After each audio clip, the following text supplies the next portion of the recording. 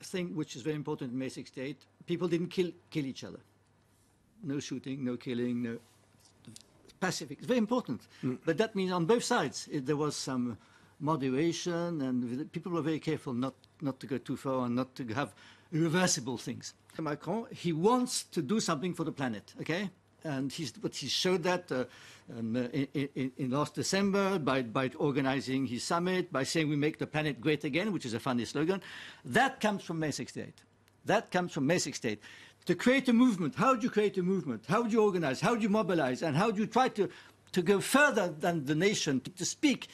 And you need to have the idea that ruling a country is not only serving your own interests, but also trying to serve humanity's interests. That comes from May 68. I mean, May 68 was done by unknown people, most of it unknown people, and of course all the little parties pretended, they were putting all the writing in front of the demonstrations, but no, they did not handle anything.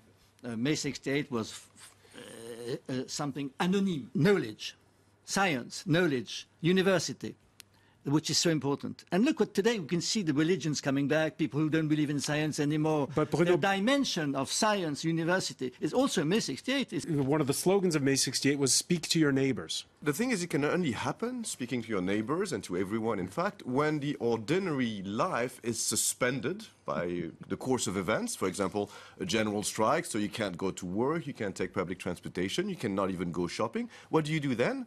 Well, that's when you start speaking to each other. And this has happened everywhere in the world and many times since May 68. Let's not believe that it's the end of an era, because lots of people tend to praise and embalm May 68 as the end of a long historical sequence, all right? The revolution is over. Okay, now we'll try to make money and be, happy.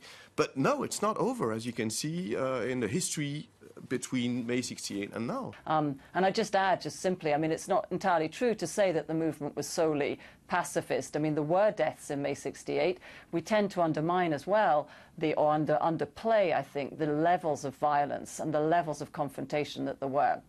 It was a period of quite extreme police violence. Students, politically, how plugged in are they to these questions we're talking about, the political space? Well, I think the violence we're talking about, whether it's the violence of the police or the violence of our lifestyles, trying to find a job, trying to survive in an office, or just, fighting the bad things of today, that violence, the younger generation is particularly aware of it because they live with it. They talk politics, but I don't think they focus on Franco-French politics precisely because they come from all over the world and from everywhere. So they are probably more sensitive to environmental issues, to the Arab Springs, to the link between religion and politics, which was not a big thing in May 68, right? So there is a different agenda, but what remains is how can we, as the younger generation, be the agent of change?